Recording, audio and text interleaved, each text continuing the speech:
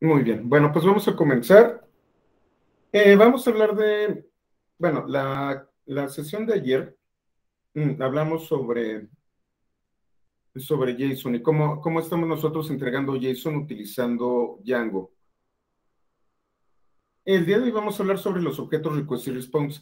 Estoy un poco ronco, entonces a lo mejor voy a hacer algunas pausas para aclarar mi garganta, ¿eh? Disculpen, amanecí un poquito ronco, ya empezó el frío. Entonces, bueno, vamos a verlo. Aquí se van a dar cuenta de la edad de Django por los métodos que tiene, porque Django, como les comentaba, ya tiene algunos años y fue desarrollado para tecnologías que no son tan actuales. Entonces, bueno, el paquete Django.http es el que contiene la biblioteca completa de paquetes y funciones y clases que me permiten trabajar con HTTP.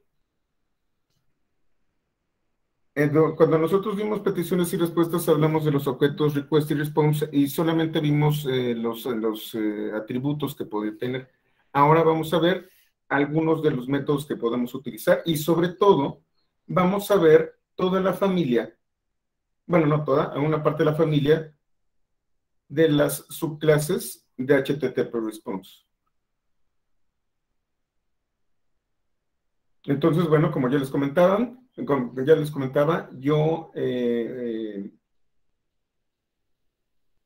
Django.http request es la clase principal para recibir peticiones. A diferencia de response, es la única clase que vamos a estar utilizando.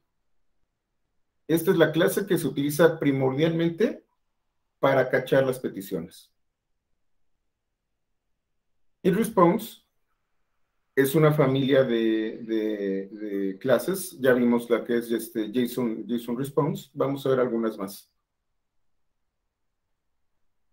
Aquí está la referencia con respecto a response, qué atributos tiene,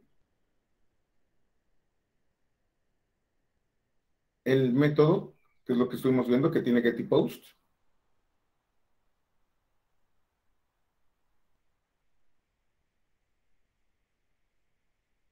y toda una serie de elementos. Pero solamente vimos ¿cómo se llaman? Los atributos de request. ¿Qué más tiene request?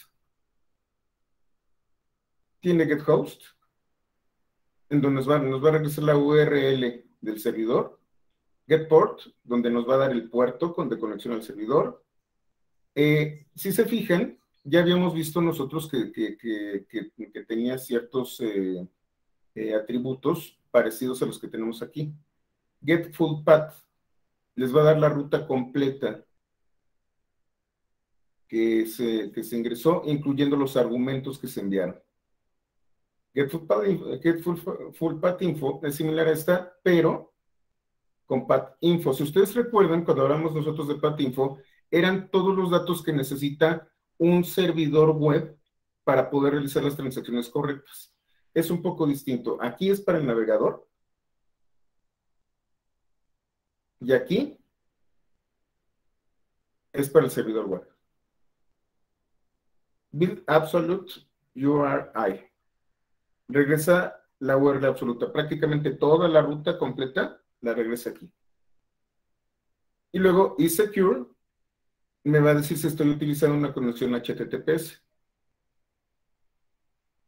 ¿Qué métodos tiene con respecto a XML? Es Ajax, fíjense nada más. Si el contenido está basado en Ajax. Read, que lee todo el contenido como si fuera un archivo. Entonces tenemos el método read de open y entonces lo va a leer de esa manera. Readline, de manera similar a lo que es una línea. Readlines, todas las líneas. Y puede regresar un iterador. Entonces, si se encuentra con contenido XML, lo que va a hacer es tratarlo como si fuera un documento de texto. Entonces, si el contenido es Ajax, yo puedo utilizar estos métodos. Como pueden ver, son métodos mucho más básicos que los de JSON.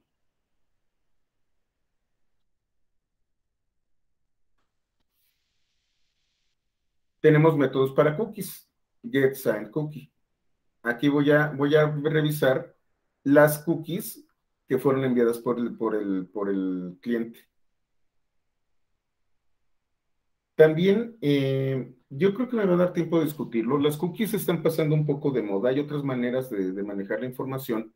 Pero bueno, ¿qué es una cookie? Una cookie es una cadena de texto que envía ya sea el cliente o el servidor y que es almacenada en el disco duro. Entonces, pues ustedes pueden tener muchísimas cookies y cuando hacemos nosotros una petición, el navegador o el servidor nos va a mandar estas cookies como un dato. Cuando nosotros tenemos sesiones autenticadas, normalmente nos van a mandar una credencial, nos van a mandar un token que va a estar una de dos, o en una cookie o en un encabezado. Y las cookies se utilizan para guardar información de sesiones previas. Y tenemos la clase QueryDict. Esta es muy interesante. Esta clase la utilizamos nosotros, les dije que tuvieran fe en lo que les decía, la utilizamos nosotros en la sesión anterior. Los objetos QueryDict son los que van a recibir el contenido de get y put. Son muy parecidos a un objeto dict, con una gran diferencia. Cuando nosotros enviamos, por ejemplo,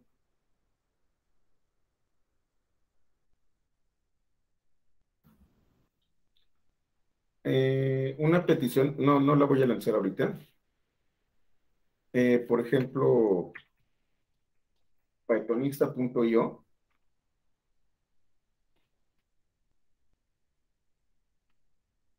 Y hacemos una consulta. Yo le coloco, por ejemplo, nombre igual a Juan.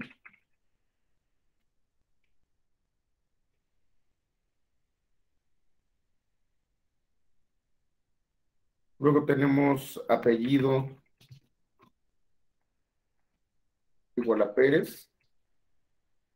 Y yo puedo colocar otra vez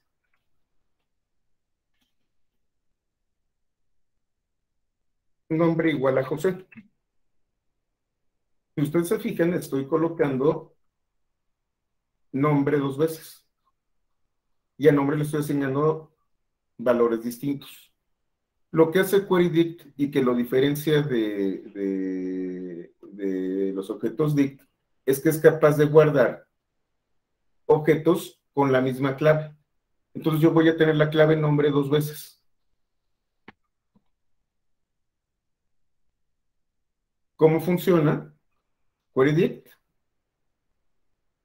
Y tengo el parámetro queryString en donde yo voy a hacer una consulta, que es una cadena de caracteres. Si es mutable, es decir, si nosotros vamos a permitir que cambie el contenido, si es inmutable, entonces se queda congelado. No podemos modificar su contenido, añadirle cosas. Y la codificación.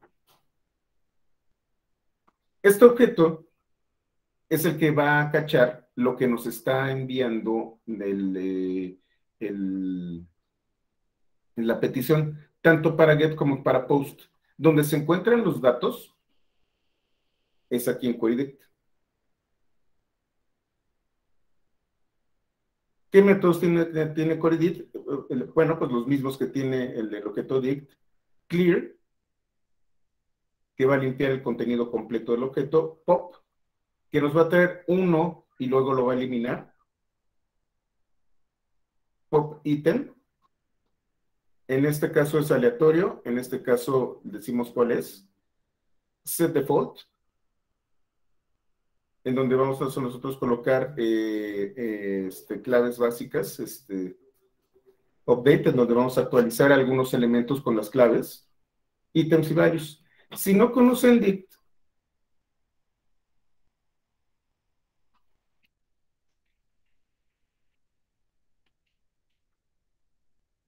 hay 101,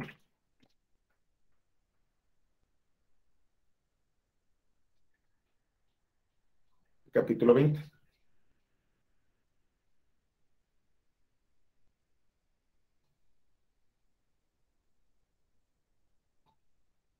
Cómo se crea dict, cómo se gestiona dict y los métodos.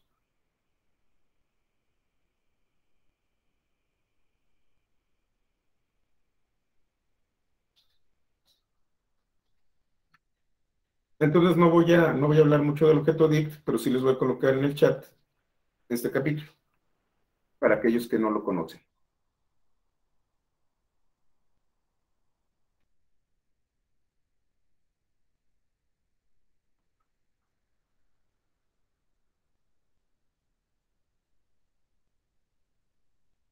Ahora, tengo algunos métodos particulares. Tengo el método get. Cuando yo estoy enviando una petición con get, voy a utilizar este. ¿Y qué voy a obtener? Un objeto query dict. Dict, que fue el que utilizamos nosotros en el código previo, convierte el contenido de este objeto en un objeto dict, tal como lo conocemos nosotros. Tiene ciertas características particulares query dict, no se puede utilizar para todo. Nosotros podemos utilizar dict, y ese sí lo podemos utilizar como un objeto que ya viene con Python desde que creamos, desde que levantamos el intérprete. Copy, crea una copia. URL encode, regresa un objeto de cadena de caracteres cuyo contenido es la sintaxis de la consulta de query.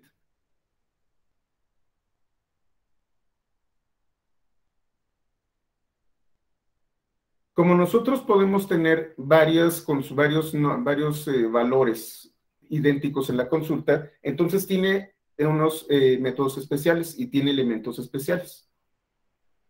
Tenemos getList, en donde yo tengo la lista de todas las claves que se ingresaron. Entonces, como yo metí Juan dos veces, nombre dos veces, voy a tener una lista de las claves nombre. Y yo puedo decirle cuál de estas es la que se va a utilizar por defecto. Y me va a regresar este list, me va a regresar todas las claves y junto con las claves, los elementos que están ligados a esas claves. No se preocupen, vamos a ver todo esto en código.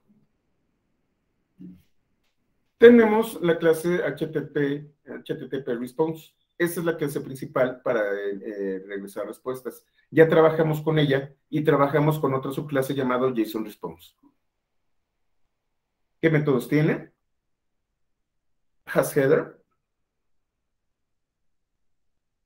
Si tiene algún encabezado. setDefault, que es muy similar al objeto dict. setCookie, en donde yo voy a crear una cookie y se la voy a enviar al cliente. setSignCookie, en donde yo voy a hacer una cookie que está firmada con cierto algoritmo criptográfico. Y deleteCookie, en donde voy a eliminar la cookie. ¿Qué otras subclases de response tengo? Tengo JSON Response, File Response en caso de que yo tenga un archivo que quiera enviar, y Streaming Response. Entonces yo puedo tener un flujo de datos. Afortunadamente, el manejo de flujos de datos por parte de Linux es nativo. Prácticamente todo es un flujo de datos y sobre todo de datos de texto. Entonces lo que hacemos es simple y sencillamente este flujo de texto, enviar, este flujo de bytes, enviarlo a través de esto. Entonces, si tenemos un video, si tenemos algo, si tenemos algún contenido multimedia que esté transmitiéndose, es Streaming Response. Este no lo vamos a ver. Bueno, de hecho, estos no los vamos a ver. El de Fast Response no tiene demasiado caso. Quizá lo veamos en algún ejemplo práctico. Y este no lo vamos a ver, no está dentro del alcance. Además de estas respuestas, yo tengo otro tipo de respuesta. Como yo les comentaba, yo puedo mandar mensajes como una respuesta. Entonces tengo redirect, que es 302. Response not modified, 304. Tengo permanent redirect, que es 308. Este es el 308, déjenme ver.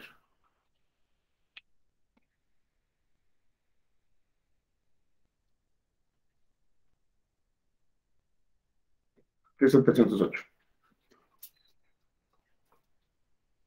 Total, estos métodos me permiten enviar el mensaje de estado y además me permiten regresar un contenido. ¿Cuál es el problema que tenemos aquí? El problema es que todos estos mensajes van a tener un contenido HTML. Están ligados a un contenido que no necesariamente es JSON. Entonces, si se fijan, hablamos de Ajax, que es algo que ya prácticamente no utilizamos. Sin embargo, hay una implementación muy importante de manejo de Ajax XML. Y aquí, estos mensajes dan por sentado de que vamos a enviar un documento HTML. Además de estos, tenemos algunas excepciones. Unreadable post error, que no puedo leer el post. 404. Y malos encabezados. Estas excepciones son lanzadas por Django. Nosotros podemos aprovechar y decirle, ¿sabes qué? Si no lo encontré en la base de datos, por favor, desencadena esta excepción. Y vamos a trabajar con un ejemplo ilustrativo todo esto. Tenemos urls.py y tengo que, este lo vamos a utilizar nosotros en main. Ya tenemos la raíz en donde tenemos index. Ya tenemos vista, donde tenemos la función vista. Ya tenemos esta expresión regular, en donde estamos con clave. Tenemos número, tenemos nombre. Ya también nosotros tenemos JSON, pero vamos a traer contenido, error y listas. Vamos a trabajar con estas tres funciones. Lo copio.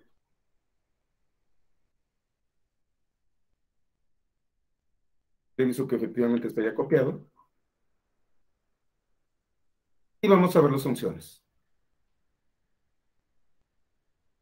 Ya conocemos index, ya conocemos vista, clave, número, saluda, respuesta. Y aquí tengo una que es error.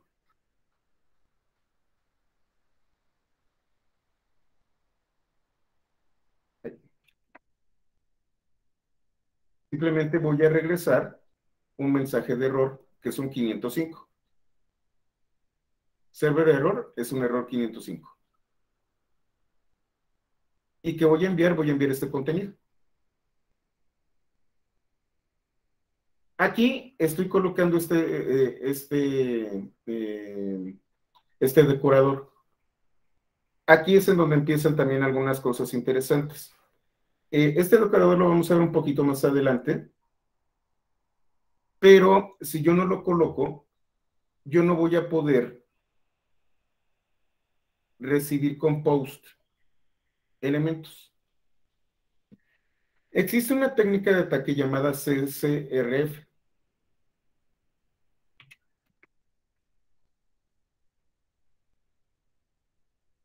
Es cross-site request forge, me parece. A ver, déjame, para que... Sí, cross-site request forgery. ¿Qué es lo que hace esta técnica? Nosotros tenemos a un atacante que no nos va a atacar a nosotros, los que estamos dando el servicio directamente, sino que va a atacar al usuario. Normalmente utiliza otra técnica que es la técnica de phishing. El usuario entra a un sitio apócrifo, tiene un formulario hecho por el atacante y llena los datos. Cuando envía los datos, lo que va a hacer el atacante es crear su propio formulario y enviarlo al sitio original. Esto sucede mucho con los bancos. Ustedes colocan su usuario, su contraseña, y si no tienen doble autenticación y cosas por el estilo, les pueden meter un gol. Bueno, de todos modos les pueden meter un gol. ¿Qué es CSRF? Es eso.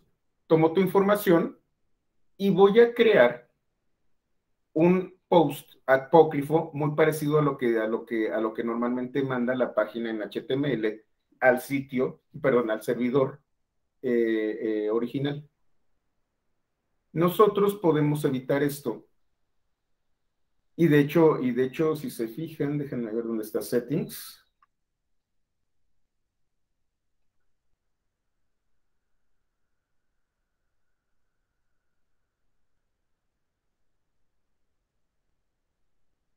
¿Dónde está Middleware? Aquí está. Yo tengo un middleware que se encarga de detectar este tipo de ataques. Como yo les comentaba, el middleware se encuentra entre el servidor y el cliente. Obviamente del lado del servidor. Digamos que es mi zona desmilitarizada.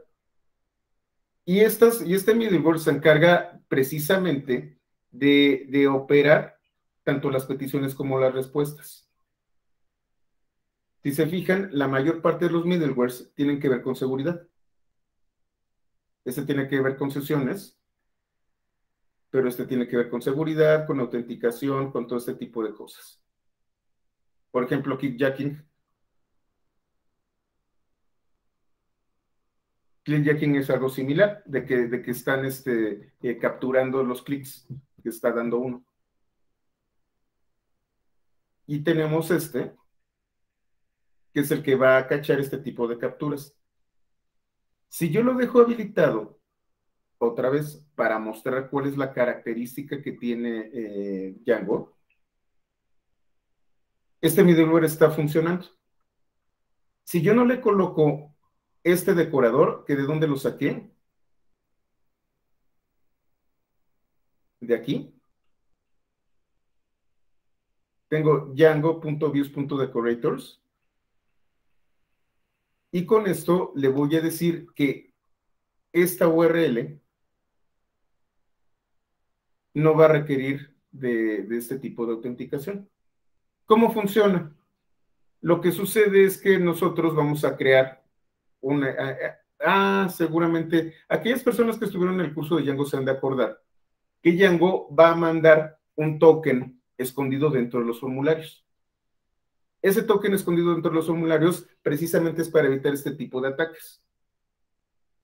El formulario, el usuario lo ve con los campos que nosotros queremos que vea, y vamos a tener este token escondido que tiene una clave.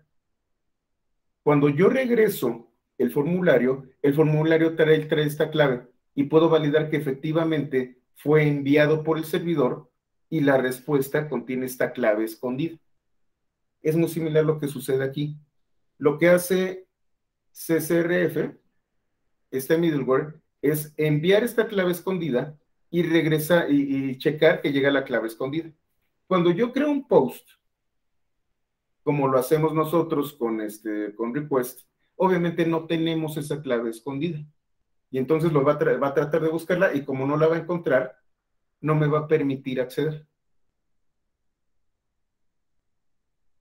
Entonces, deshabilito la protección, y entonces lo que voy a hacer es responder en formato JSON lo que me envió el post.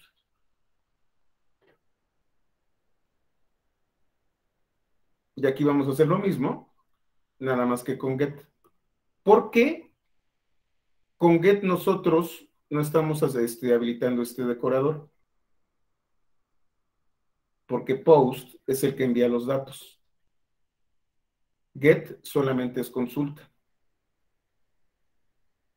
Get se supone que no va a enviar datos, que no envía formularios, que no envía datos, sino que lo vamos a tomar la información a partir de la URL.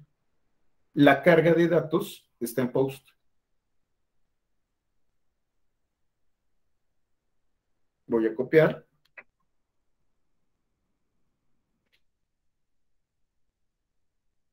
Aquí está el código.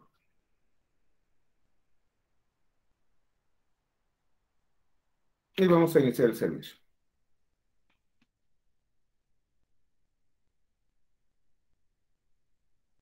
Entonces, vamos a ver las URLs. Este de aquí me va a regresar un error.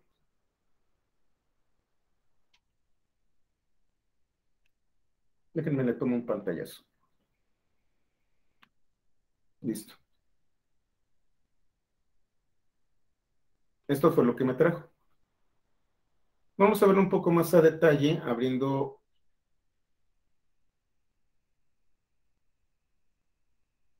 una notebook.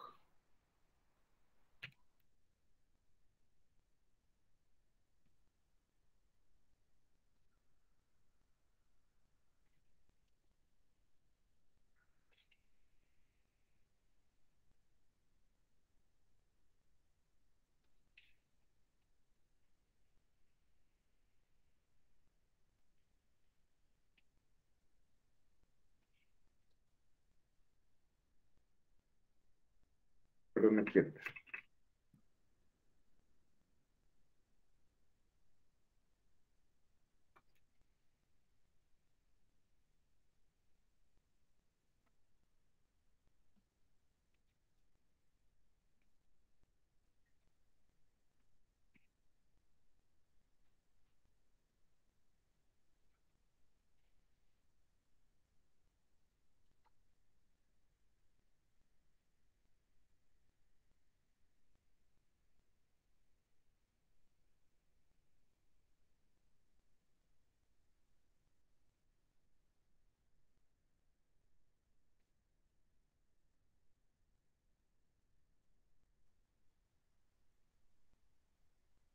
Pues, ¿qué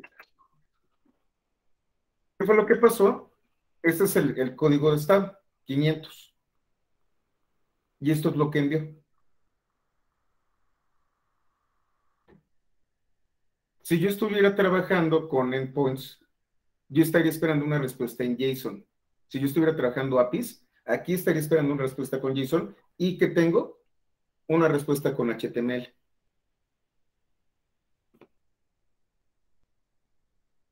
Listas.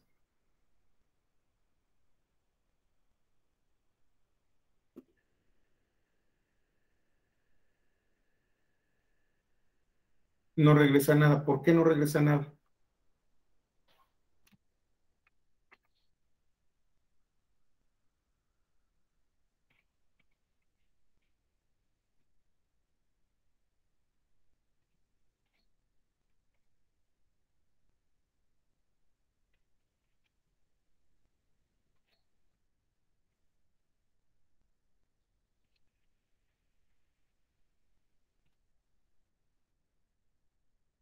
Porque lo que hace listas es regresarme lo que envié como argumento. Y si ustedes se fijan, repetí nombre 3 veces. Entonces me trae la lista nombre, la clave nombre y la lista de datos. Como ven ustedes, esto es un objeto tipo tuple, es una tupla que tiene un elemento, el primer elemento es la clave y el siguiente elemento es una lista de los valores. ¿Qué pasa si yo coloco otro?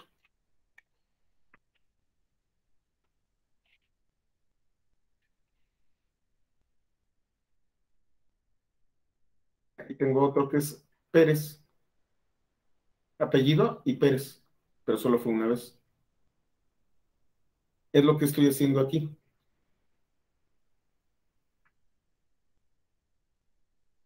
En listas, simplemente estoy regresando lo que tengo aquí.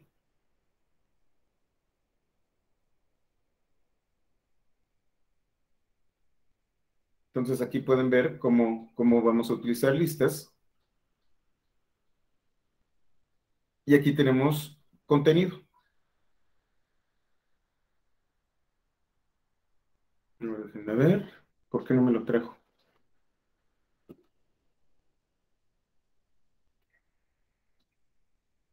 Pérez, Jesús, Pablo, debió de haberme lo traído. Déjenme ver qué pasó.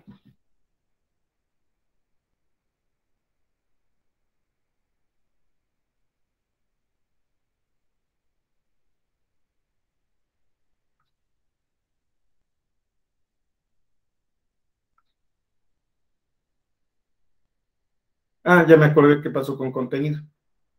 Contenido,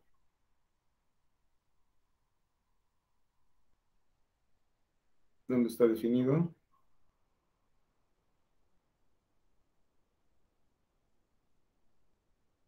Sí lo tengo, a ver, déjenme ver.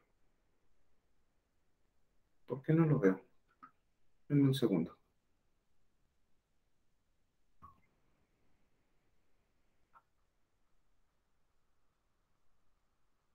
Si lo copié, vamos a ver views. Voy a tenerlo.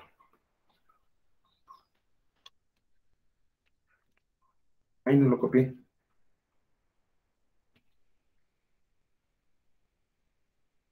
Ay, no existe, a ver, déjenme ver qué pasó. Ah, a ver, esto es en la Mac. Antes de entrar en pánico, déjenme ver qué pasó.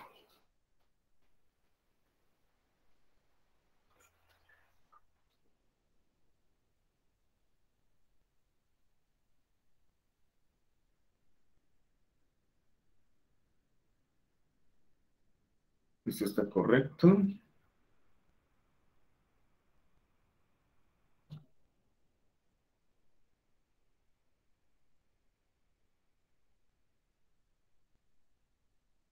Este está correcto. Algo pasa aquí.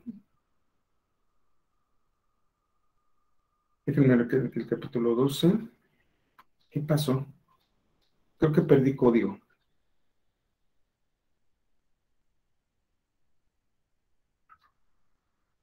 Déjenme ver este que tengo aquí en contenido.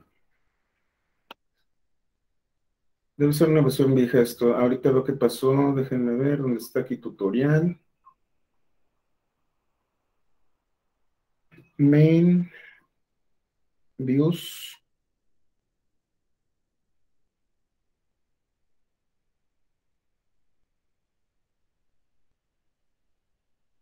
Ah, aquí está contenido. Pero, era el de CSRF, perdón, disculpen ustedes. Ya estaba entrando en pánico. Este de contenido utiliza el método post.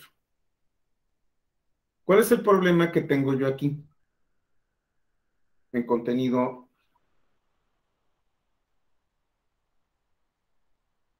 que estoy enviando aquí.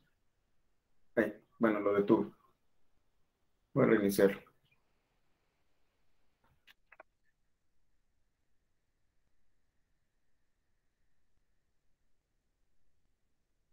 Estas URLs de contenido no las voy a poder ver, porque si ustedes recuerdan, contenido utiliza el método post.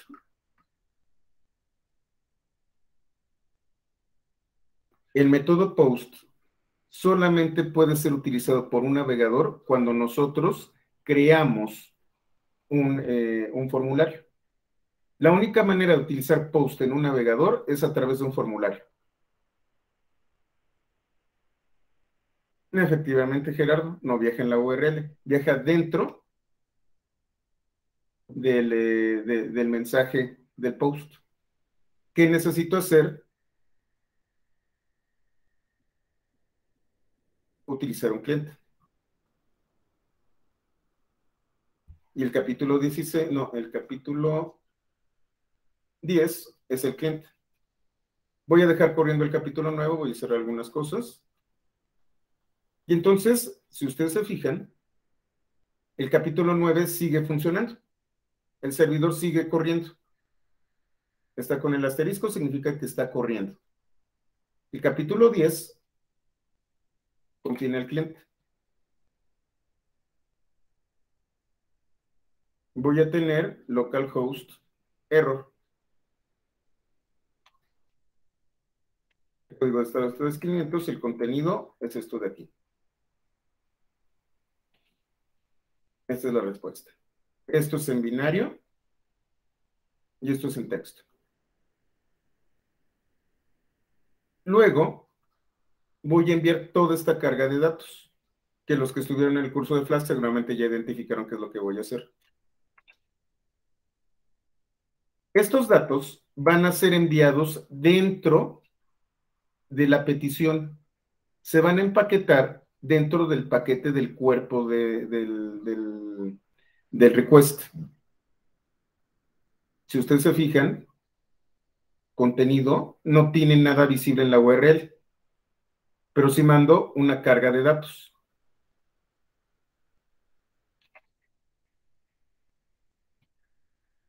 Código 200 y me está regresando lo que yo le envié.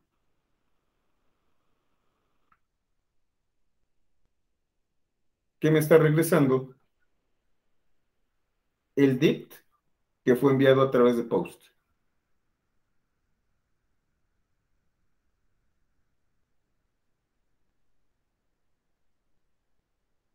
Y aquí me lo va a regresar en formato JSON.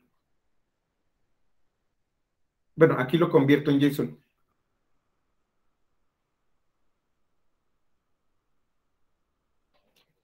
Aquí está la URL.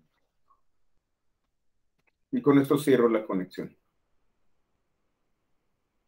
Entonces, nuevamente, esta función de vista es especial. Número 1, tengo que deshabilitar la protección que tiene contra este tipo de ataques. Y segundo, como es post, no funciona con los navegadores, porque los navegadores solamente utilizan post, utilizando un formulario y enviando el post a través del formulario.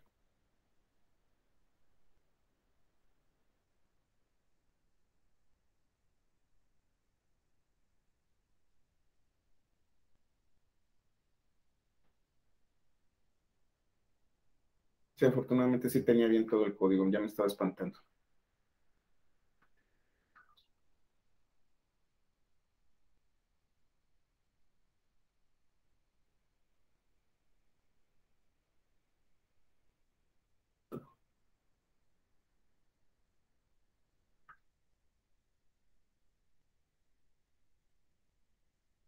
Y ahora vamos a hablar del shell de Django, que es una herramienta muy poderosa. El shell de Django se ejecuta con Python manage pipe shell. ¿Y qué es lo que va a tener? Bueno, ¿qué es lo que va a acudir? Bueno, para empezar, tenemos que abrir nosotros una terminal. New terminal. Me voy a donde está mi proyecto.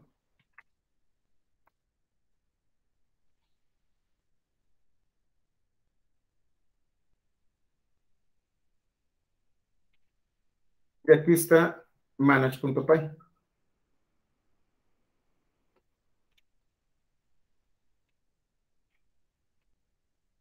Voy a ejecutarlo. Este punto diagonal me está indicando que voy a ejecutar manage.py. Si yo estoy en Windows, y si ustedes tienen instalado Python en su ruta, es Python manage.py. Y luego shell. Lo que va a abrir es un intérprete de Python que tiene todo el contexto de la aplicación que yo tengo aquí. ¿Qué significa esto? De que yo puedo acceder y puedo elaborar algunas cosas con la aplicación. Entonces, por ejemplo, es interesante. Ah, pues tengo el ejemplo. No le voy a, no le voy a hacer. De Django HTTP voy a importar HTTP request, query dict y JSON response.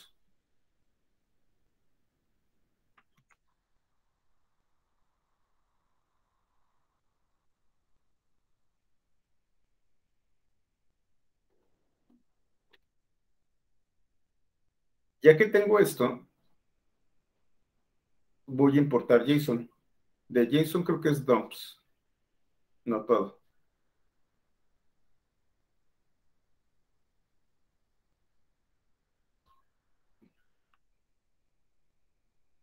Aquí viene la parte interesante. Yo me encuentro en tutorial.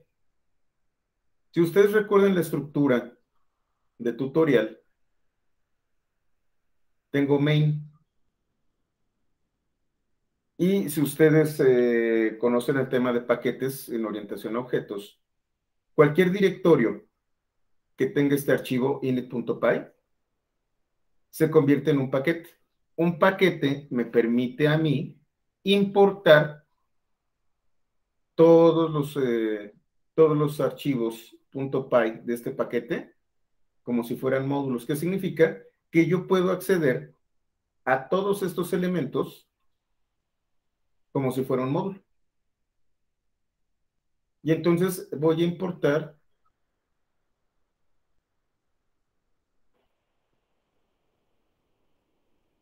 mis funciones de vista. ¿De dónde? De main. Voy a copiarlo.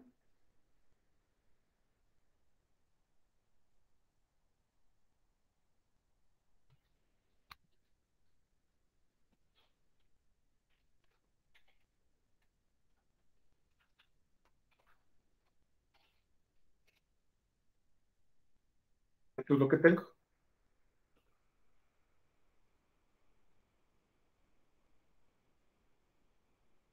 Ah, con razón, porque main views, vista, ahí está. Vista es una función.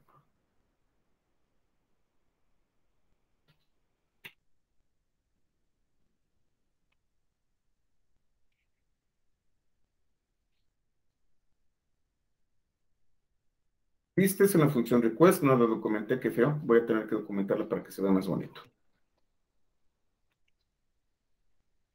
¿Qué hace la función vista? Vamos a checar el código. Estamos main, views, vista. Toma el objeto request y me va a regresar la información que yo le estoy dando aquí. Voy a crear una petición. Recuerden ustedes que importé el método HTTP request. Voy a crear mi petición a mano.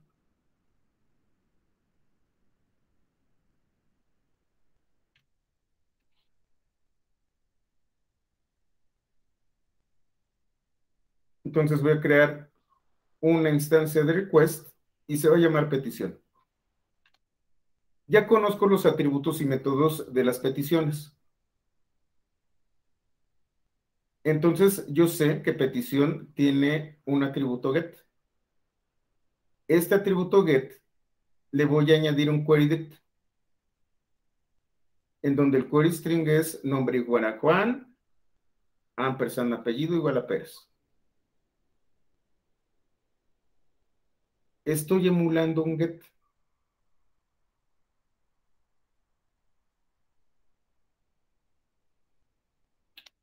Acabo de crear una petición. Esta petición lo único que tiene es esto. Sí tiene todos los atributos. De hecho, si yo le doy a dividir petición, vamos a ver que tiene todo aquello que comentamos. Accepted types, close, content params, content type, encoding, get full path, todo esto. Eso es lo que tiene petición. Y petición también tiene target.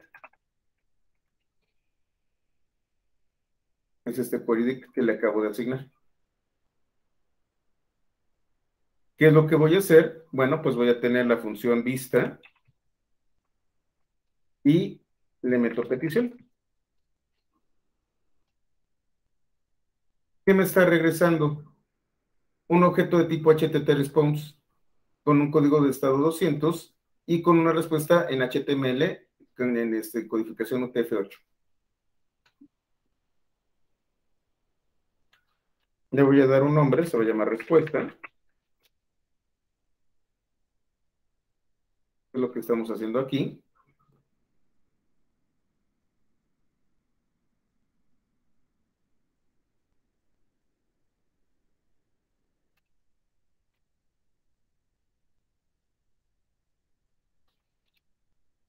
Y entonces, este objeto instanciado de response lo estoy ligando con este nombre. Y entonces ya puedo ver qué es lo que contiene.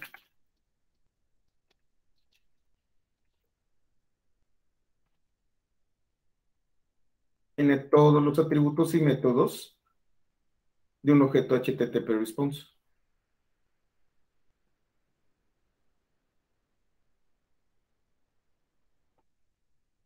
¿Qué tipo de datos respuesta?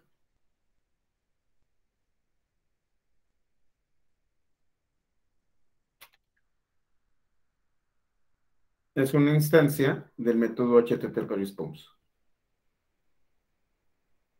El código de estado, pues ya lo vimos, pero de todas formas lo vemos aquí.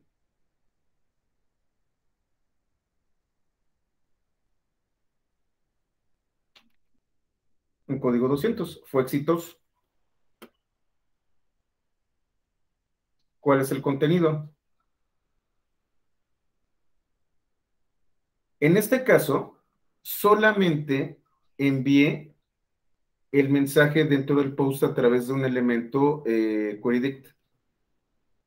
¿Qué significa esto? No, no mandé una URL.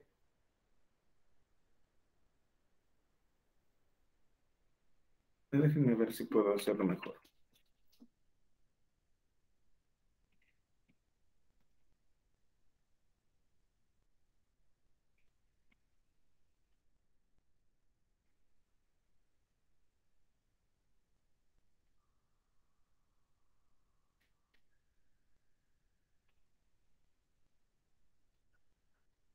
Entonces tengo respuesta y no voy a utilizar content porque content, si se fijan, está en binario. Voy a utilizar respuesta.text, si mal no recuerdo que ahí está. No, que tiene text, no es text, es no sé, es content lo que me regresa siempre, creo que sí. Bueno, en este caso, lo vamos a dejar así. Ah, aquí está el JSON.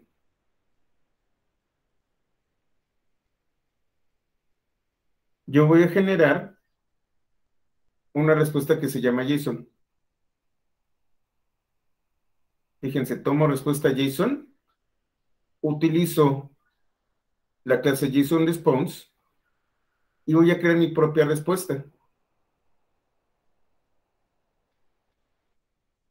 Aquí la cortó. Vamos a hacerlo. Voy a editarlo.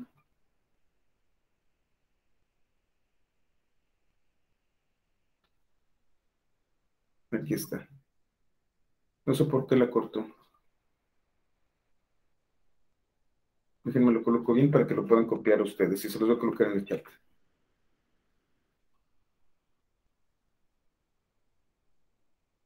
Porque si no, no sale.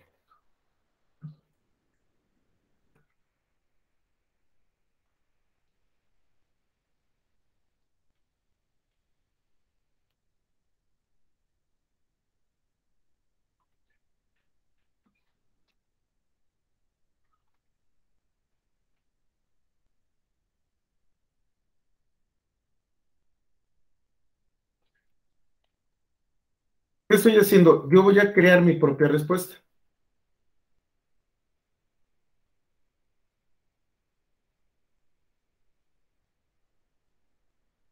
Esta es una respuesta JSON que va a ser creada directamente desde el shell. Tomo JSON response y la estoy creando directamente. Se las voy a poner en el chat porque está incompleta en los apuntes.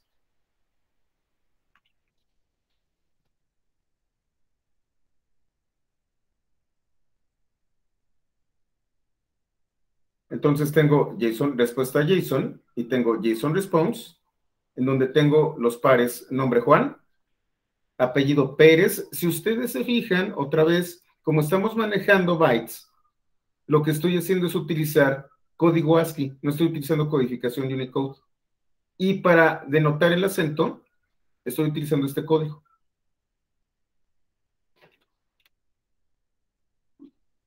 Lo acabo de crear y está dentro de la respuesta.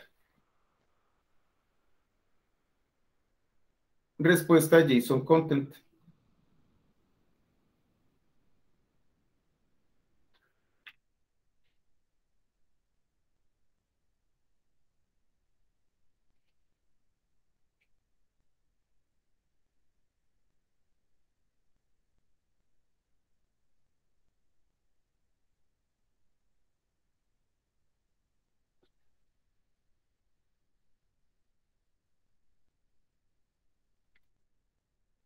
Y entonces esto es lo que se va a enviar. Así es como lo envía el servidor. Esta es la respuesta que está enviando el servidor a nuestro cliente. ¿Para qué sirve el shell? El shell sirve no solamente para crear este tipo de estructuras, sino para realizar pruebas y cuando está ejecutándose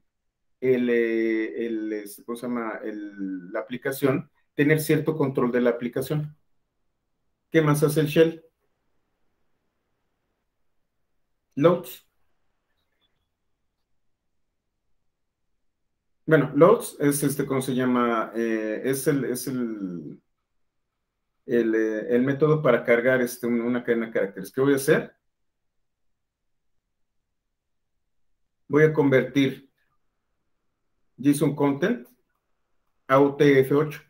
¿Qué significa esto? Esta clave, con esto de aquí, la va a convertir en UTF-8, entonces ahora sí va a aparecer la E con acento. ¿Qué pasa si yo lo hago tal cual?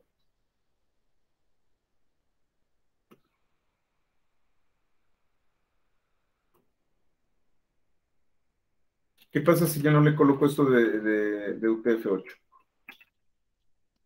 Solamente lo convierto en una cadena de caracteres.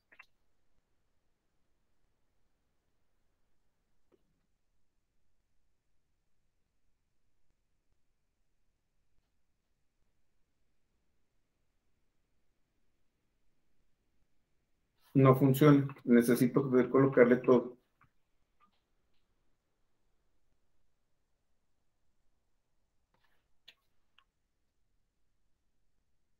Necesito decirle la codificación en la que quiero que lo traduzca. Y entonces ya tengo Juan Pérez. Sigue apareciendo esta clave. Pero esta clave,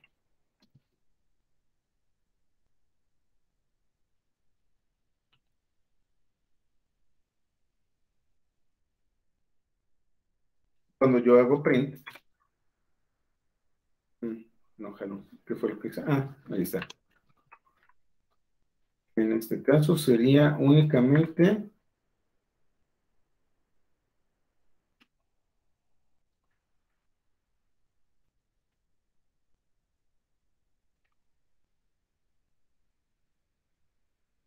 voy a tomar solamente el apellido.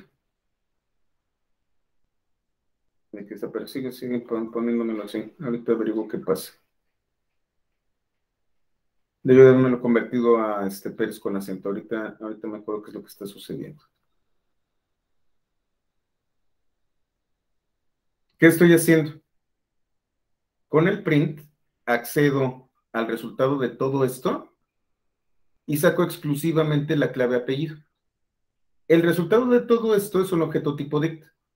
Y el objeto tipo dict yo sé que tiene la clave apellido. Entonces no necesito asignar un nombre directamente al resultado de todo esto. Como sé que es un objeto tipo dict, le puedo colocar este índice. ¿Alguno de ustedes no había programado en Python antes?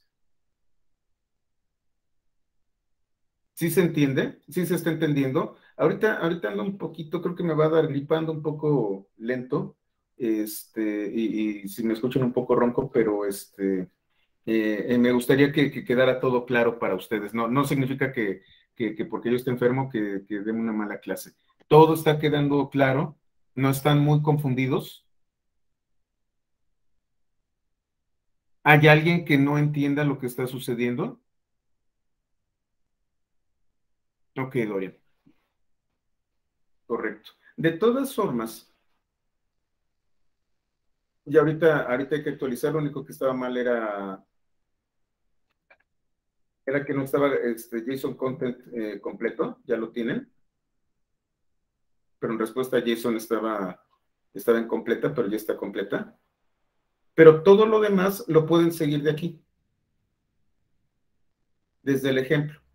¿Y saben qué? Yo creo que lo voy a documentar para explicarles qué hace línea por línea para que se entienda mejor. Déjenme editar este capítulo para que sea mucho más explícito.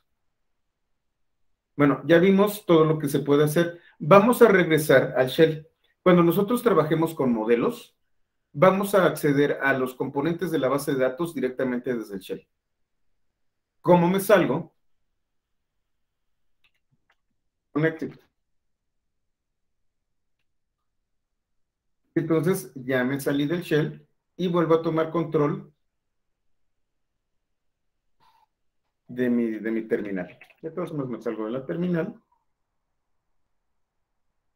y terminamos este capítulo.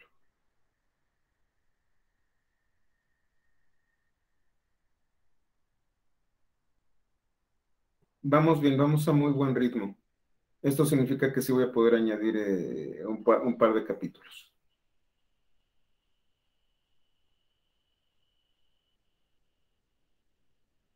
Ahora, si ustedes recuerdan, sí, normalmente actualizo el repositorio de las clases, Carlos. Entonces, muy probablemente mañana les diga que hagan un git clone otra vez.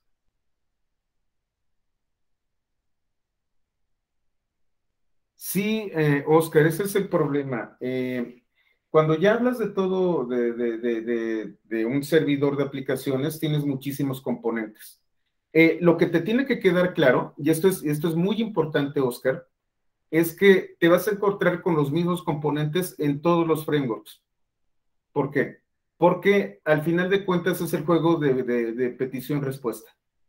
Cada framework va a utilizar una manera de programación y estructuras de datos que van a atacar el tema de la petición-respuesta. Si entiendes el concepto de qué viene dentro de una petición y qué viene dentro de una respuesta, hablando de los encabezados, de los contenidos, del método, y que dependiendo del método puede haber una carga de datos o no, eso te va a facilitar las cosas. Si entiendes el concepto petición-respuesta y cómo funciona, todo lo que hacen los frameworks es jugar con estas interacciones. Entonces, estúdialo, piénsalo, revísalo bien y fíjate cuáles son las características de una petición, una respuesta y cómo ese framework en particular las está procesando. ¿Qué es lo que hacen los frameworks orientados a objetos? Reciben la petición, la desmenuzan y la convierten en el estado de un objeto. Lo que hace Response es extrae la información a través de la función de vista, extrae la información de la petición y a través de ella procesa algo, lo compacta y lo manda a través de un request. Prácticamente todo lo que manda es automático. De lo que nosotros nos tenemos que preocupar es el contenido que llega y el contenido que se va. Todo lo demás es mandar mensajes de error, todo lo demás tiene que ver con cómo proceso la información y dónde se encuentra. Pero al final de cuentas, en todos los frameworks es... Denme un segundito porque creo que no está cargando mi computador y se me va a apagar. Se trata siempre de petición-respuesta. Ya cuando nos autentiquemos, es petición-respuesta dentro de una sesión. Pero bueno, vamos para allá. Gracias, José Luis. Sí, me queda claro toda la estructura y bueno, esa es la idea, como que asimilarlo mejor. Gracias. Sí, no hay de qué. Recuerden, ahorita sí, en este momento les puedo decir que tenemos tiempo, vamos bastante, bastante bien. Entonces podemos detenernos a discutir algunas cosas. De hecho, inclusive podemos terminar antes. Quizá terminemos antes, no me siento demasiado bien. Pero quiero que hablemos de los modelos. Hablamos del patrón MVC. Durante todos estos días hemos trabajado únicamente con rutas y vistas. Tenemos, en el caso de Django, es MVT, modelo, vista, plantilla. T de template, plantilla. Únicamente hemos trabajado con funciones de vista. Nos falta modelos y nos falta plantilla. Vamos a hablar de los modelos.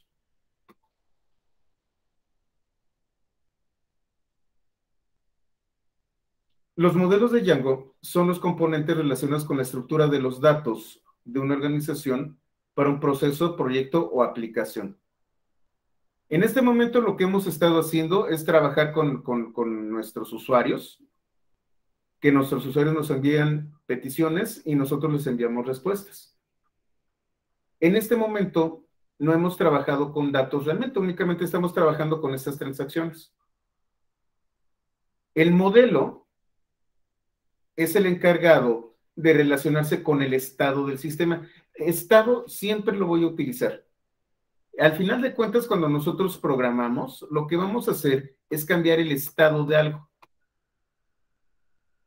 Eso es lo que hace en la programación. Cuando nosotros utilizamos programaciones procedimental, la que conocemos normalmente, el estado del programa es el que cambia. Es decir, las variables se modifican.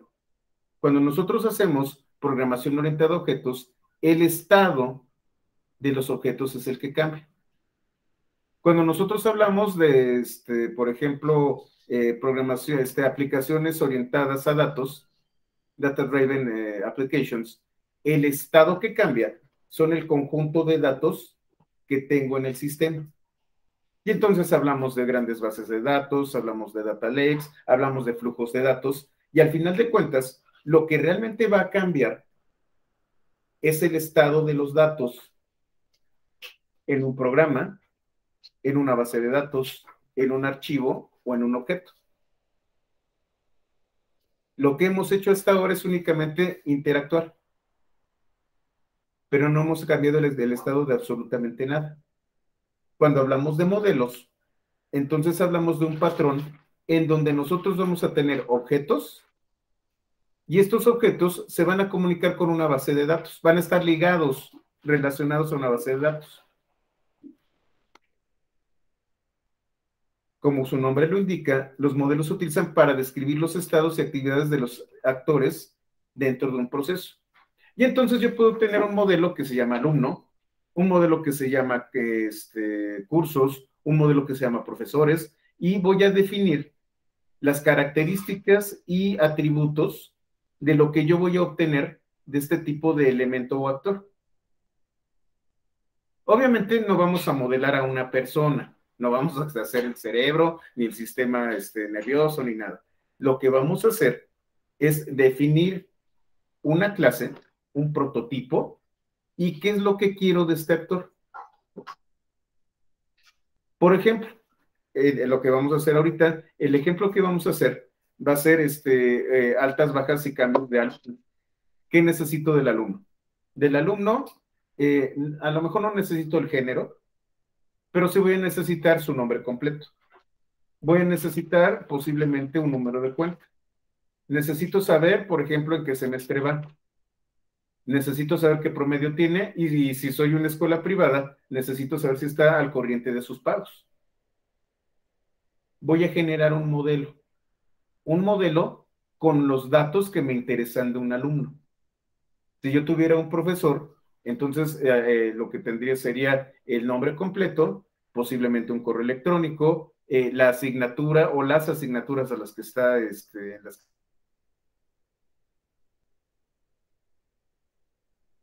encuentra, y podríamos tener sus datos de mí. Y entonces generar un modelo para profesor Y curiosamente nos vamos a encontrar con que algunos elementos son compartidos por estos modelos.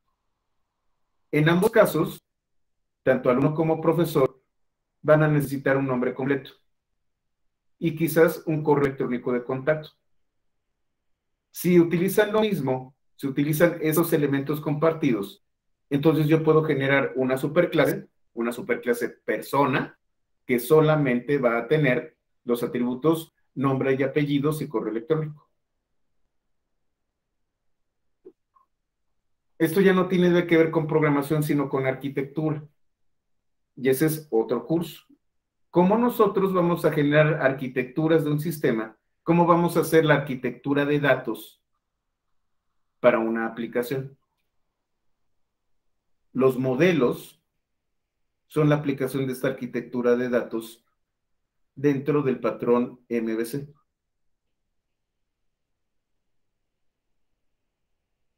Entonces, Django me permite crear objetos cuyo estado es mapeado en una base de datos mediante el uso de clases especiales. Existe un proyecto dentro de Python llamado SQL Alchemy.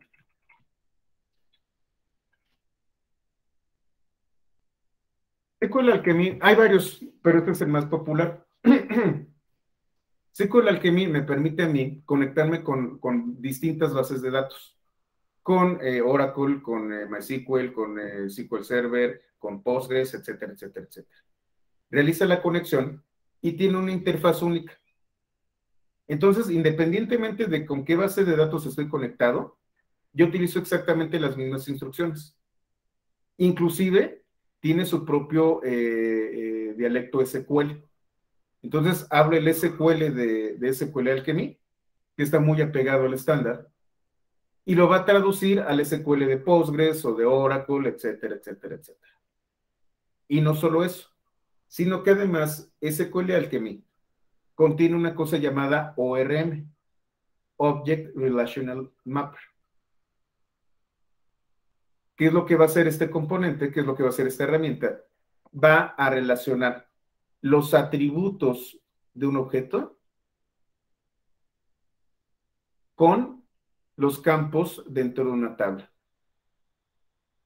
Y la clase de la que fue instanciado un objeto va a ser una columna dentro de la tabla. Ahorita lo vamos a trabajar. Hay un curso de SQL Alchemy por $250, Gerardo. Estoy bien barato. Ya no me digan que sí, veo que estoy muy barato. No, la verdad, inclusive quisiera dar los más bajos para que pagar los servidores. Sí, sí, la capacitación es cara, entonces, aprovechen.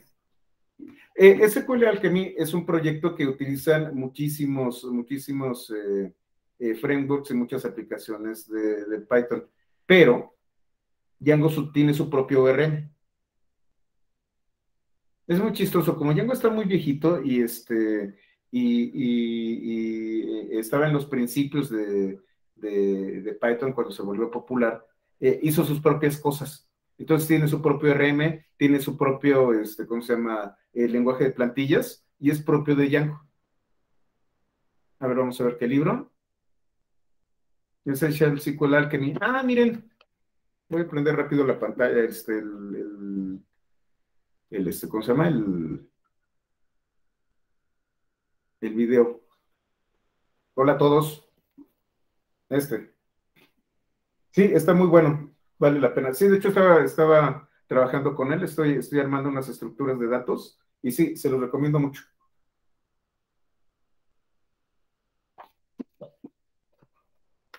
Sí, vale la pena, Dorian. Justo lo tenía aquí en la mesa.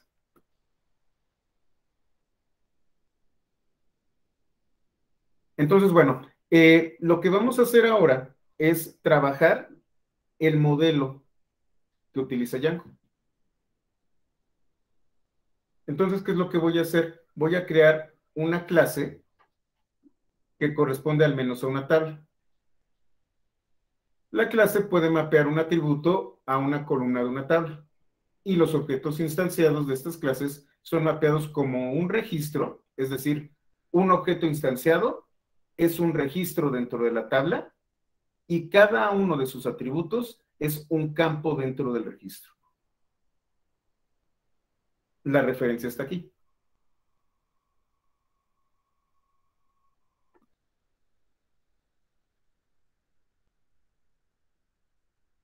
¿Cuál es la clase encargada de generar los modelos? Model. Del mismo modo que también en SQL que me maneja Model, también lo tenemos aquí. El paquete django.db.models contiene esta clase. La voy a importar.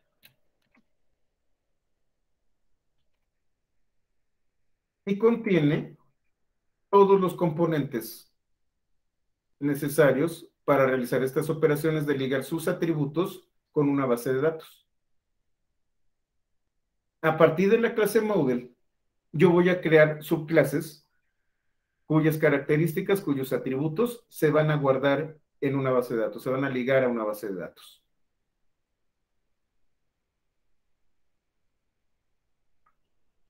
Y entonces, ¿cómo hago el mapeo? Es muy fácil. Me traigo Model y voy a crear una clase. Esta clase le voy a poner modelo. Y es una subclase de Model. Atributo 1 y entre paréntesis el tipo de campo, que puede ser entero, que puede ser numérico, que puede ser inclusive correo electrónico, que pueden ser distintas cosas, y los argumentos con los que yo voy a definir este atributo. De si es único, de si es un primary key, de si acepta nulos, todo este tipo de cosas, está dentro de los argumentos. Cada uno de estos atributos, bueno, la clase corresponde al menos a una tabla. Es raro que ustedes definan una clase en varias tablas. Los atributos son una columna dentro de la tabla. Y entonces yo puedo tener cuantas columnas yo quiera.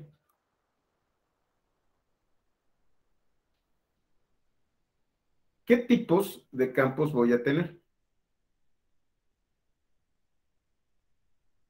Aquí los vamos a ver. Déjenme actualizo. Está en 2.2, ahorita estamos en la 3.2.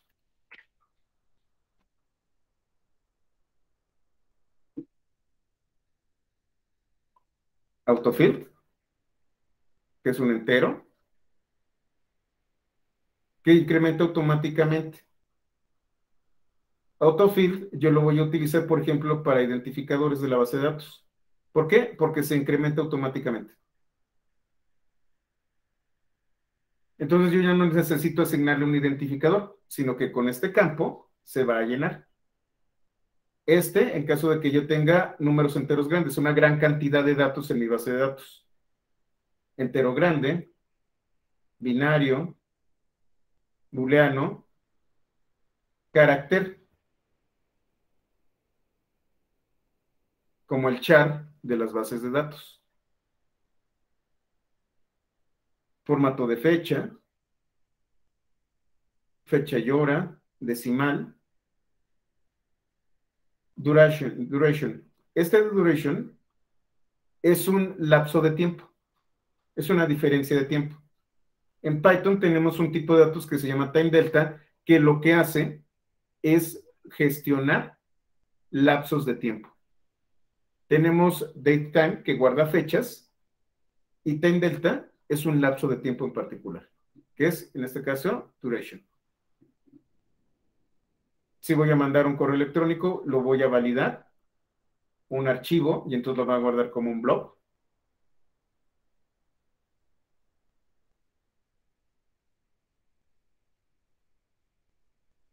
Fíjense todo lo que tiene el campo de archivo. La ruta a un archivo, que es algo distinto.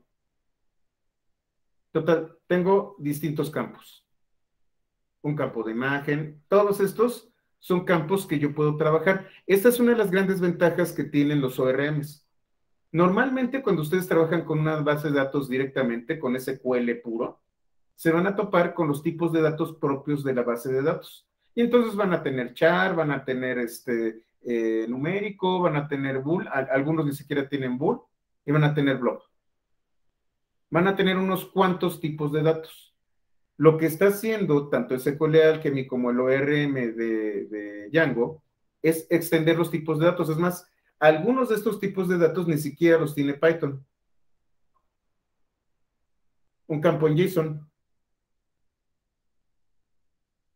Y fíjense, es muy reciente, es de la versión 3.1.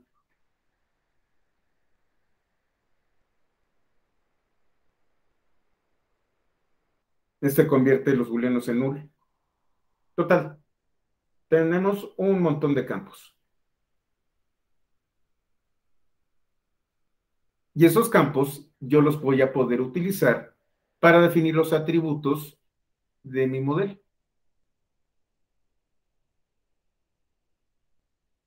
Aquí puedo ver qué opciones le puede tener un objeto.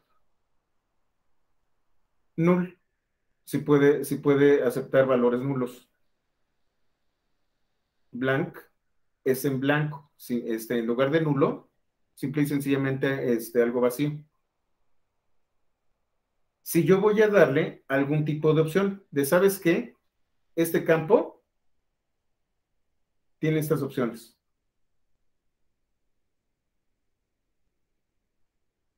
Y entonces aquí tengo las opciones de los campos.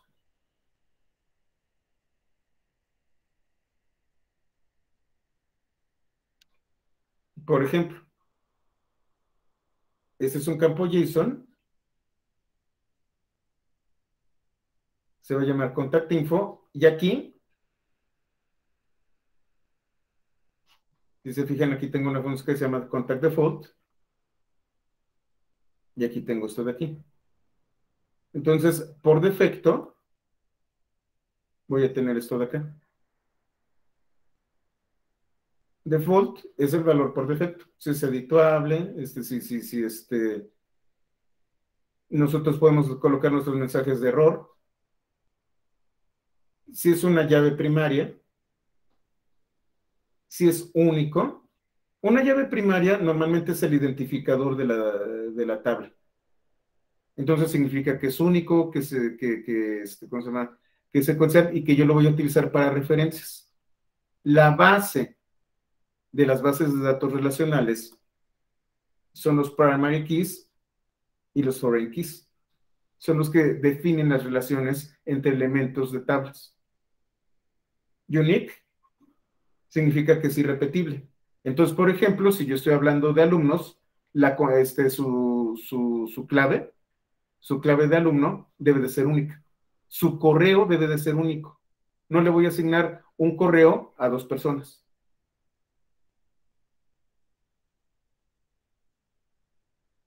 Yo puedo manejar validadores. Ahorita dejamos una pausa y luego vemos el tema de validadores. Como ven, yo puedo darle muchas opciones. ¿Y dónde voy a guardar los modelos?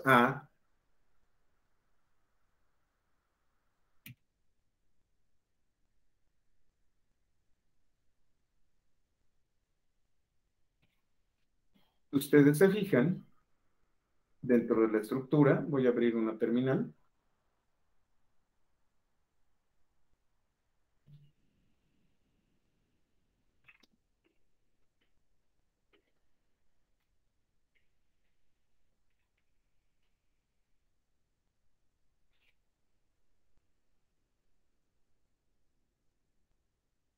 Aquí en main hay un script llamado models. Aquí es en donde yo voy a guardar mis modelos. Los que vienen de Django se van a dar cuenta de la diferencia. Cuando programamos nosotros con Django, los ejemplos que les daba estaban en un solo archivo. Y luego les enseñé cómo ustedes este archivo único lo podían partir en una estructura en donde tenía templates, en donde tenía main, en donde tenía, ¿cómo se llama? Los modelos y todo este tipo de cosas. En el caso de Flask, yo lo hacía a mano. y a como me diera mi entender la generación de la estructura. En el caso de Django ya tiene esta estructura prediseñada. Cuando yo creo un proyecto y cuando creo una aplicación dentro del proyecto, la estructura se genera sola. Yo no tuve que crear esta estructura, simplemente tuve que llenarla. Y he estado jugando con views y URLs. Ahora vamos a jugar con models.py.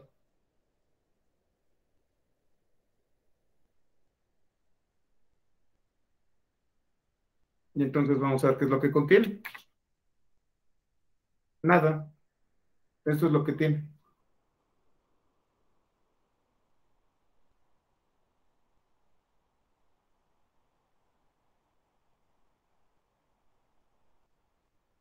Este archivo es lo único que contiene. Ponga sus modelos aquí.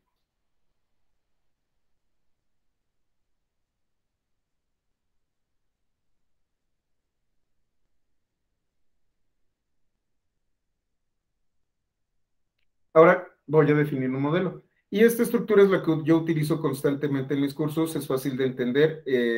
Cualquiera puede saber de qué se trata. Voy a tener una clase que se va a llamar alumno. Y tiene los atributos número de cuenta, nombre, primer apellido, segundo apellido, carrera, promedio y al corriente. Tienen cierto tipo de datos. Número de cuenta es un entero positivo que debe ser único en la tabla porque va a ser el identificador, la primary key.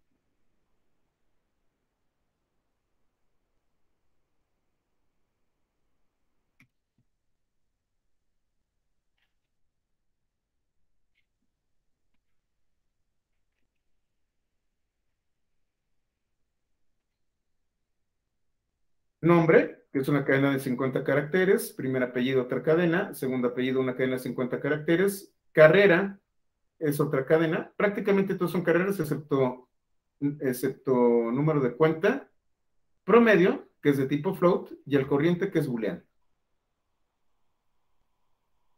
Y entonces, primero importo models, y de models voy a tener la clase model. La voy a utilizar como la superclase de alumno.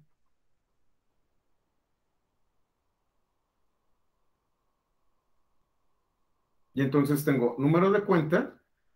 En este caso, el número de cuenta va a ser un positivo, un entero positivo. Y va a ser único, pero podría ponerle aquí primary key. Nombre es un campo de caracteres y si se fijan, le estoy dando aquí sus características. Tamaño máximo, 50. Carrera, tamaño máximo, 20. Promedio, flotante. Si ustedes se fijan aquí donde, creo que no puse semestre. Bueno, y tengo al corriente.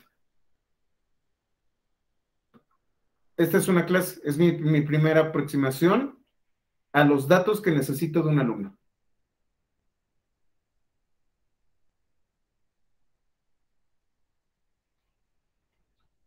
Voy a copiar el archivo, esto ya está hecho. Y vamos a ver efectivamente si se copió.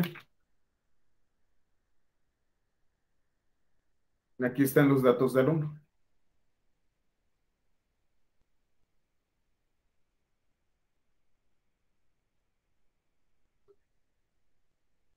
Ahora, yo tengo ahí modelos, pero ¿cómo lo meto dentro de la configuración? Y aquí viene la parte interesante. En este momento únicamente hemos trabajado con las rutas y el archivo urls.py, el script urls.py es el que se encarga de gestionar las rutas. Tengo el que está en tutorial, que está en el proyecto, y tengo uno que está dentro de mi aplicación. Y con eso pues hemos trabajado bastante bien. ¿Cómo le hago yo para dar de alta los modelos de una aplicación? Aquí donde dice Installed Apps, le coloco el nombre del proyecto que corresponde a la ruta. Entonces, en main es donde van a estar mis modelos. Y ahora sí, estoy dando de alta una aplicación. Si yo no lo coloco aquí, Django no lo va a ver.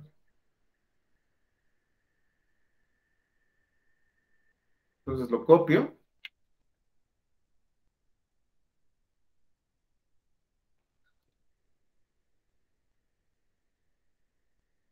Y aquí donde dice Installed Apps, está main. Significa que ahora, cuando yo arranque el servidor, va a buscar todos estos paquetes y además va a buscar en mi directorio local por main.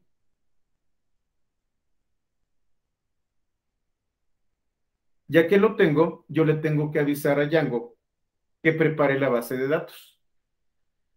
Se hace con Make Migrations. Manage.py, Make Migrations. Me voy a tutorial. Manage, Make Migrations. Make Migrations lo que va a hacer es buscar dentro de todas las aplicaciones locales, encontrar el archivo models y ejecutarlo.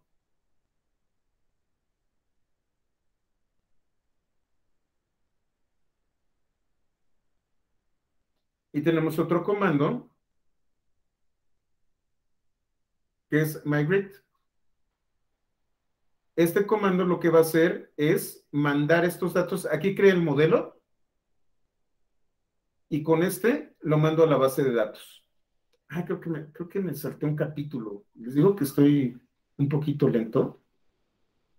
La configuración de las bases de datos. Ahorita vamos a la base de datos.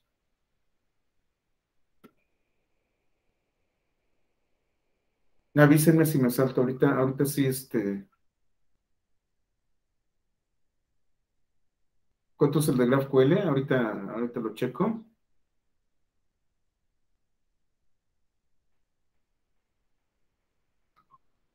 $250. Interesante. Pero es una serie de conferencias. Bueno, ahorita lo platicamos.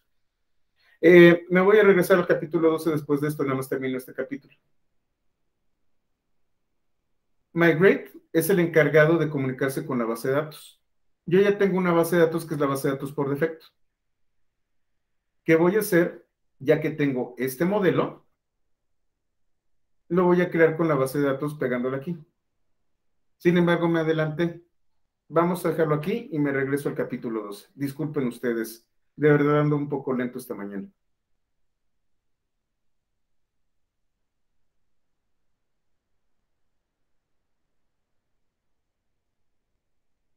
¿Cómo maneja las bases de datos Django? Otra vez en settings. Hay muchísimas bases de datos, una gran cantidad de bases de datos. Y todas ellas tienen sus propias interfaces y sus propios idiomas de SQL y sus propias maneras de trabajar. Lo que hace tanto Django como SQL Alchemy es generar una sola interfaz. No te preocupes. Tenemos una serie de conectores, esos conectores los utilizamos y nosotros nos encargamos de estas conexiones básicas a las bases de datos. Tú de lo que te tienes que preocupar es de generar tus modelos. ¿Cómo lo hago? Bueno, para empezar tengo que ver cuáles bases de datos están soportadas. Aquí está la documentación. Estas son las bases de datos que soporta Django.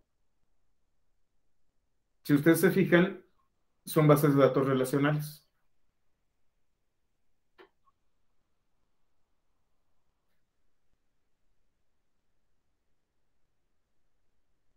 Hay un proyecto llamado Django con O que maneja MongoDB. No nos vamos a meter con él, vamos a trabajar con Django directamente.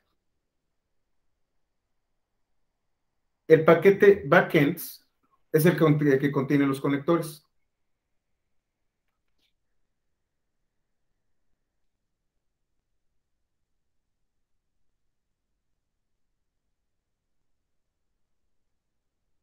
Y yo voy a configurar mi base de datos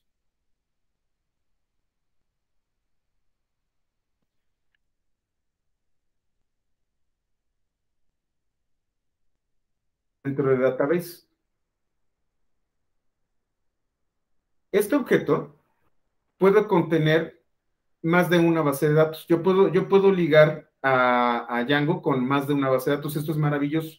¿Por qué? Porque a veces yo no empiezo con proyectos que son nuevos, sino que ya tengo, sobre todo cuando hablamos de aplicaciones, yo ya tengo bases de datos dentro de mi organización.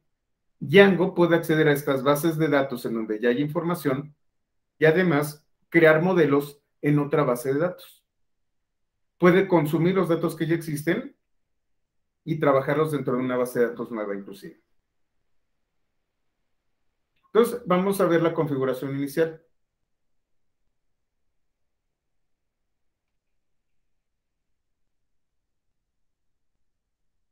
Tutorial diagonal settings.py. Vamos a tener el nombre databases que va a contener un objeto así. Vamos a ver.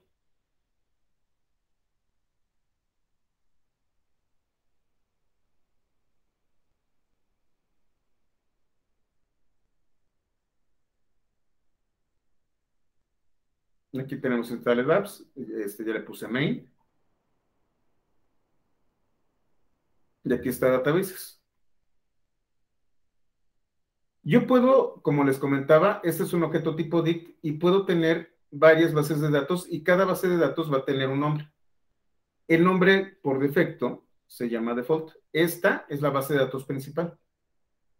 Yo le voy a decir qué conector utilizar aquí en Engine. En este caso voy a utilizar SQLite o SQLite.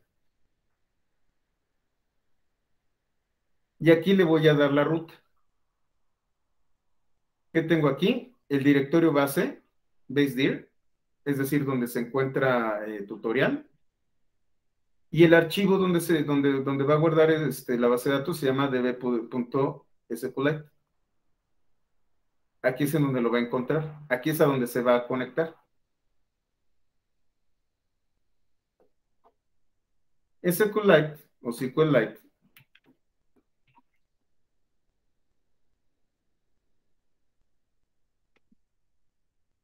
es una base de datos pequeñita. De hecho, si ustedes tienen Android, Android utiliza SQLite para guardar la información.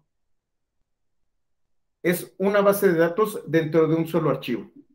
Un archivo de binario representa una base de datos, no necesitan más. Es un gestor muy, muy, muy ligero, muy simple y muy sencillo para la gestión de bases de datos relacionales.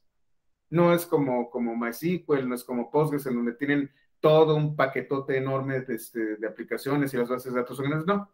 SQLite fue desarrollado para aplicaciones pequeñas, fue desarrollado sobre todo para desarrollo y testing, y nos permite tener una base de datos ligera que simple y sencillamente borramos el archivo y ya borramos la base. Es muy simple, es muy sencillo. La verdad, vale la pena utilizar SQLite para aprendizaje. Lo peor que puede suceder es que borren un archivo binario y se acabó. No tiene demasiados compromisos SQLite. La vamos a utilizar. Pero aquí yo podría colocar MySQL y entonces aquí podría colocar la ruta de MySQL, etcétera, etcétera. En este caso es esta de aquí.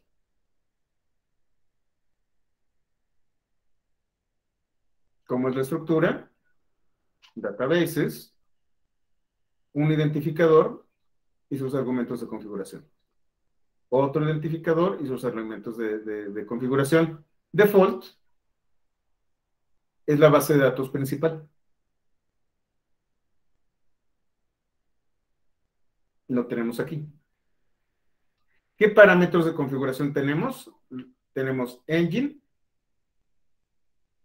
que es el conector, name, que es el nombre de la base de datos, un usuario, una contraseña en caso de que sea necesario, dónde se encuentra el host y el puerto al que está escuchando el host. Con esto yo defino dónde se encuentra la base de datos. En este caso, solamente si ustedes están utilizando la máquina virtual, hagan esto. Voy a instalar La máquina virtual que tenemos ya contiene MariaDB. Aquí estoy instalando la biblioteca de desarrollo de MariaDB. Es un MySQL. Ya lo instalé, instalo el cliente.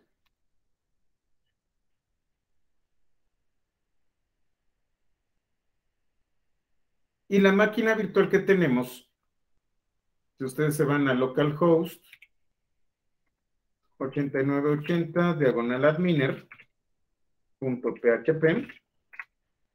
se van a encontrar, disculpen, el administrador de la base de datos, un cliente basado en web de la base de datos. Carlos, ¿cómo conecto Django con bases de datos existentes? Simplemente las colocas en databases y entonces te tienes default y lo que vas a hacer es coma, le vas a llamar histórico, los puntos, y aquí vas a colocar toda la configuración. Por ejemplo, engine, dos puntos, Django.db, punto backends, punto PostgreSQL.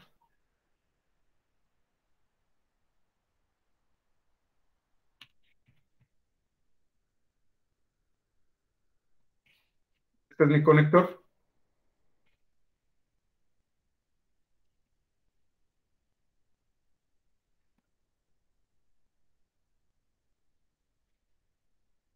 Name va a ser el nombre de tu base de datos. Si tú tienes una nueva base de datos llamado, no sé, cuentas, lo colocas aquí. ¿Qué más necesito? Un usuario que tenga acceso a la base de datos.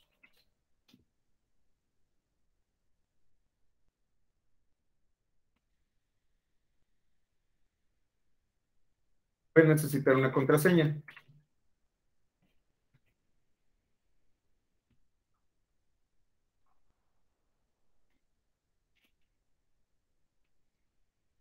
La clásica. Y además vas a decir dónde está el host.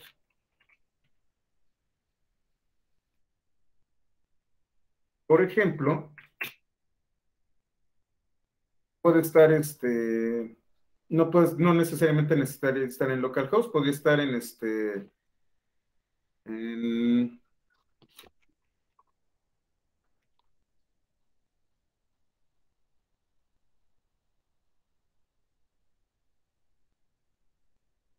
va a ser ficticio, ¿eh?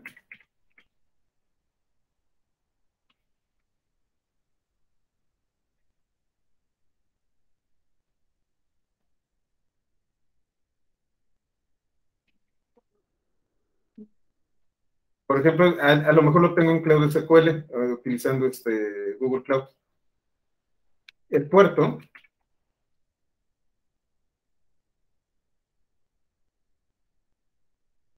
y entonces tienes dos bases de datos, tienes default y tienes histórico. Va a poder acceder a ambas, pero aquí viene la parte interesante. A default es a la que va a mandar los modelos. Las demás son para otro tipo de acceso.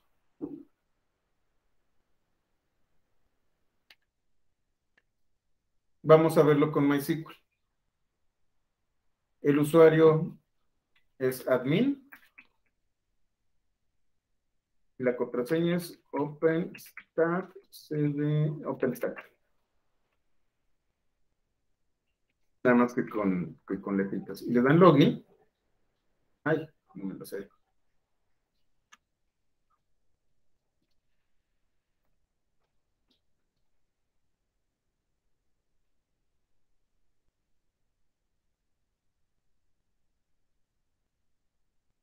Ahorita les digo cuál es. Denme un segundo, está en la configuración. Se van a la máquina virtual.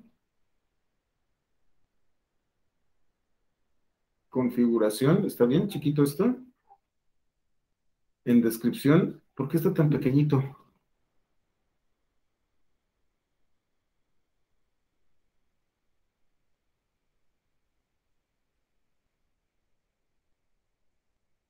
Ah, es root, no es admin.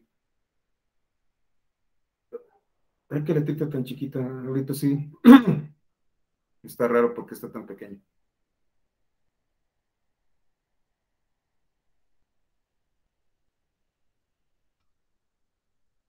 Entonces es root, perdón.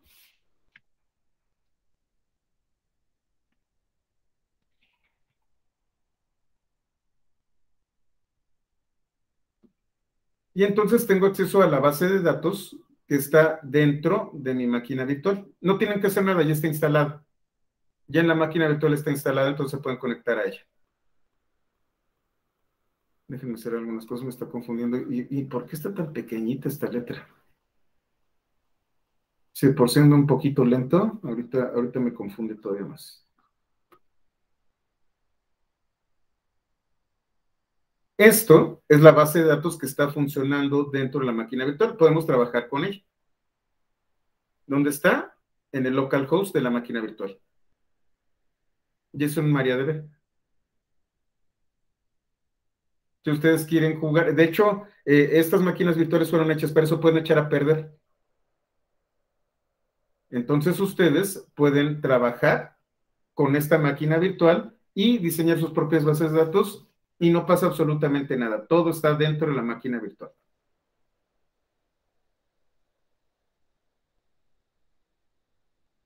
Instaló la conexión de desarrollo de MariaDB. Creo que hubo un problema con el cliente, parece que hay un problema con el cliente aquí. Bueno, ni modo. Como es ilustrativo, no hay problema. Vamos a seguir. Y entonces, en mi máquina virtual tengo un usuario que es root, esa es la contraseña, la base de datos se está escuchando aquí, el puerto es este, y la base de datos es esta de aquí. Se llama db-django. Esto, estamos aquí está mi base de datos, no tengo db-django. Crear base de datos, db-django, está bien esto del collect, y le doy guardar. Y ya la acabo de crear. Aquí está db-django creado. No tiene nada, no hay tablas, pero está lista para que yo la pueda poblar.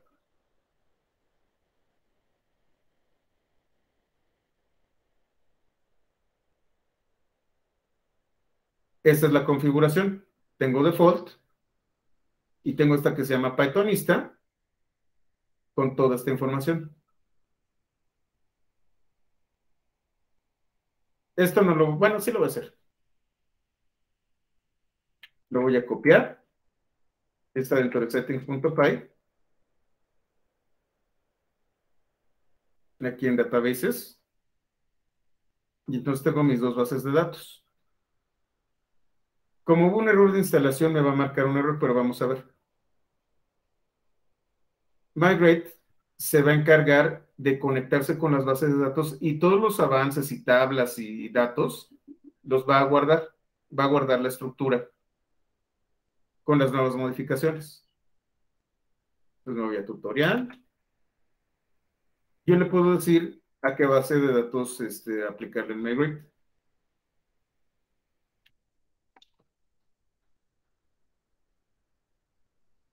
Y entonces inicializa todo lo necesario y todas las tablas. Si se fijan, aquí viene out, que son las de autenticación. Recuerdan ustedes que tengo un usuario admin. Todo esto es para la autenticación. Y en este caso voy a utilizar migrate para Pythonista, que me va a mandar un error, porque no está bien instalado. Ahorita reviso eso. Sin embargo, ya tengo dos bases de datos. Lo importante es que default funciona y aplicó los cambios. Default siempre es la que va a tener las bases de datos principales de Django. Las operativas de Django siempre van a estar en default.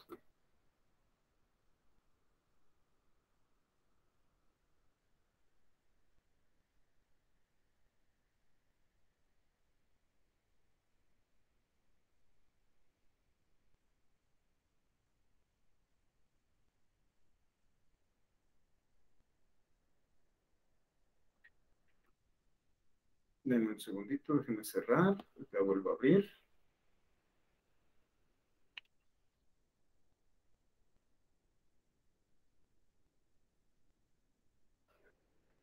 Les digo que estoy lento.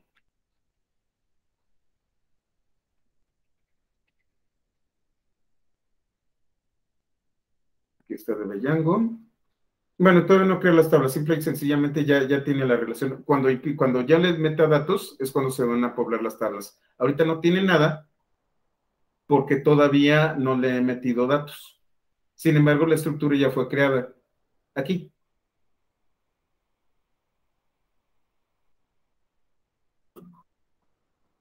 Tengo una extensión que se llama Python SQL que me permite ver la estructura de base de datos directamente desde la notebook.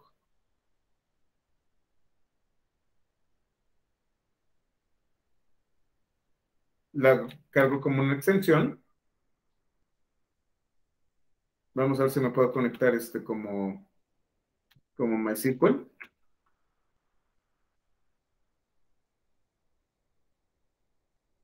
Estas son las bases de datos que yo tengo. DB Django, Information Schema, MySQL y Performance Schema. Vamos a ver qué tenemos en DB Django. En este caso todavía no tengo nada. Con SQLite es similar. Y todavía no tengo nada.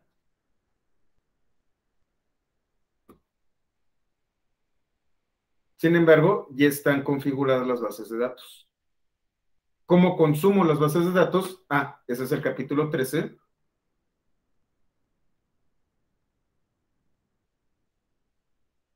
En el que este capítulo, el cual me adelanté.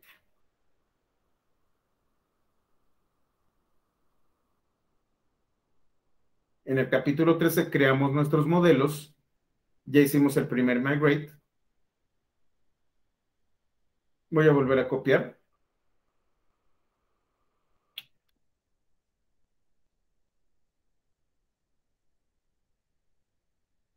Voy a hacer otras make migrations. Como se fijan, no hubo cambios.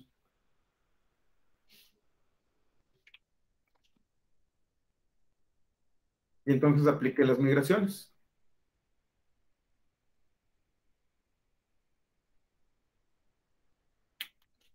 En este caso, está en SQLite.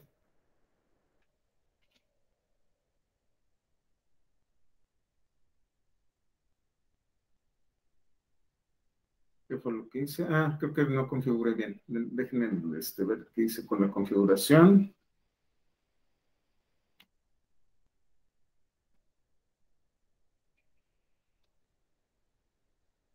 Bueno, algo hice. Si quieren, este capítulo lo revisamos el día de mañana, lo volvemos a tomar y empezamos con las configuraciones otra vez, porque tengo que ir de principio a fin.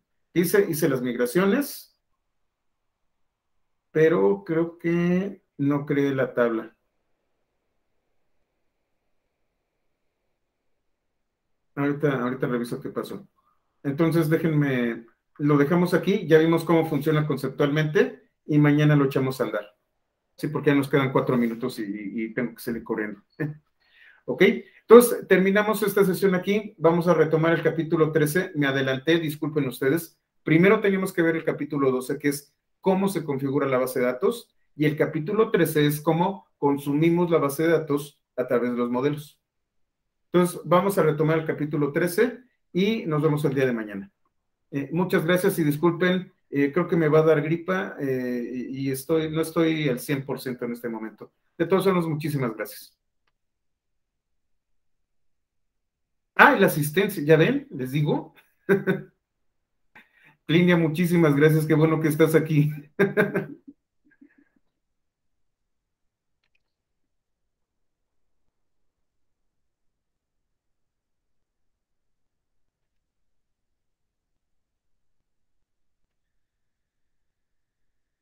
Listo, ya está. Por favor, ingresen su asistencia.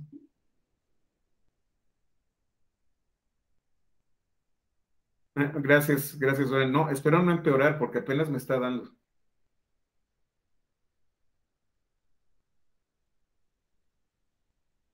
Gracias, Dani.